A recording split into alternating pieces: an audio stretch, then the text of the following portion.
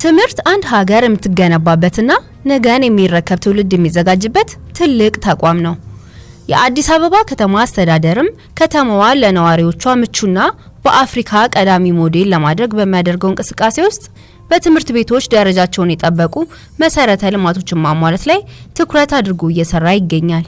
በወራይ ካቲት በብሔራዊ እዚህ ትምህርት ቤት እንዲሁም በምስራቁ ሁለተኛ ደረጃ ትምህርት ቤት የሚገነቡት ማስፋፊያ ግንባታዎች የትምህርት ቤቶችን አቅም ከማሳደግ ባለፈ ደረጃን በማስጠበቅና የትምህርት ጥራትን ከማረጋገጥ አኳያ ሚናቸው እጅግ በጣም ግዙፍ ነው ብለን እናምናለን። የ12ኛ ክፍል መልቀቂያ ፈተናን ባለፈው ዓመት ቅድም ሲገለጽ እንደነበረው በራስ አቅም ሙሉ ለሙሉ ከፈተንበት ክፍለ ከተማ አንዱ ይሄ የቂርቆስ ክፍለ ከተማ ዋና ስራ አስፈጻሚ ዶክተር ምስክር ነጋሽ ክፍለ ከተማው ለነዚህ 3 ትምህርት ቤቶች ግንባታ ከፍተኛ በጀት መድቦ ወደ ስራ መግባቱን እንዲህ ይገልጹታል። ክፍለ ከተማችን ከ206 ሚሊዮን ብር በላይ በጀቶ ነው ስራውን እያስጀመረ ያለው። እንደሚታወቀው ካሁን በፊት በነበሩ ስርዓቶች አንድ ፕሮጀክት መሰረት ድንጋይ ተጥሎ የሚረሳበት ጊዜ የነበረው የሚረሳበት ብቻም ሳይሆን ከተጀመረም 10 ምናምን ዓመት ጭምር ይፈጅ የነበረበት ጊዜ ነው።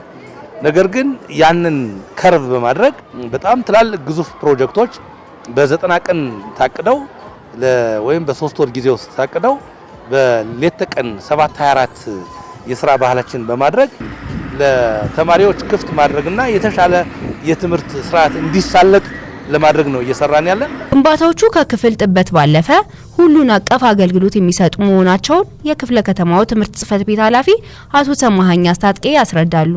እነዚህ ጂፕላስቱ ሁለገብ ህንጻዎች ናቸው።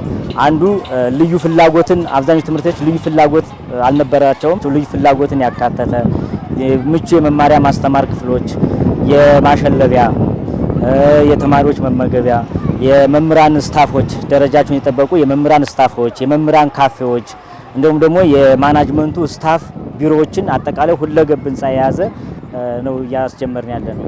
እያንዳንዳቸው ህንጻ ከ21 እስከ 25 ክፍሎችን የያዘ ነው። አሁን ላይ ግን የተማሪ ቁጥር በመጨመሩ የተነሳ መንግስት ትምህርት ቤት ላይ ጫና አለ። በርካታ ተማሪ ወደ መንግስት ትምህርት ቤት እየመጣ እየተማረ ነው ያለው።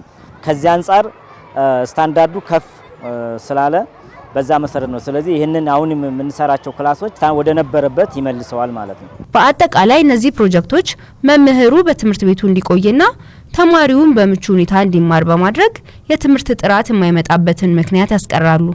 በ2 ወራት ጊዜ ውስጥ ተጠናቀው ለአገልግሎት ሲበቁ